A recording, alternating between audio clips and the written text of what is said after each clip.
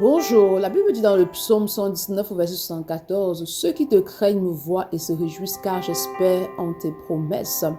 Ici, ceux qui te craignent, en fait, il s'agit également de ceux qui marchent avec le Seigneur, ceux qui ont accepté Christ comme Seigneur et Sauveur. Parce que dans ceux-là qui craignent le Seigneur, lorsqu'ils te voient, est-ce qu'ils se réjouissent, en fait? Est-ce que tu es une source d'encouragement pour eux? Parce que s'ils se réjouissent, ça veut dire, en fait, que lorsqu'ils te voient, ils aiment ce qu'ils regardent, en fait. Parce que n'oublie pas que lorsque tu es enfant de Dieu, les gens t'observent beaucoup. Ceux qui sont autour de toi vont t'observer, ils vont observer ce que tu fais, ta manière d'être, en fait. On va vérifier ce que tu dis être, si c'est vraiment ce que tu es au quotidien.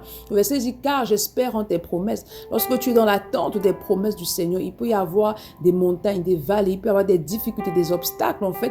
Ils observent, en fait, ton attitude dans l'attente, en fait, de la manifestation des promesses de Dieu. Est-ce que tu es découragé? Est-ce que tu murmures? Est-ce que tu te plains? Ou est-ce que tu tiens ferme dans la proclamation de la parole de Dieu et dans la foi? Maintenant, s'ils se réjouissent, cela veut dire, en fait, que tu tiens ferme. Pourquoi tu espères aux promesses de l'Éternel? Tu continues de proclamer, tu ne te laisses pas aller. Ainsi, tu deviens donc pour eux une source d'encouragement. N'oublie jamais que les gens t'observent et que tu peux être pour les autres qui t'entourent une source d'encouragement ou bien une pierre d'achoppement. C'est pourquoi ce matin, demande au Saint-Esprit d'accorder la grâce d'être un modèle parmi tes pairs, d'être un exemple en fait, et qu'au travers de ta vie, les gens puissent être encouragés, fortifiés dans leur marche avec le Seigneur. Bonne journée. Shalom.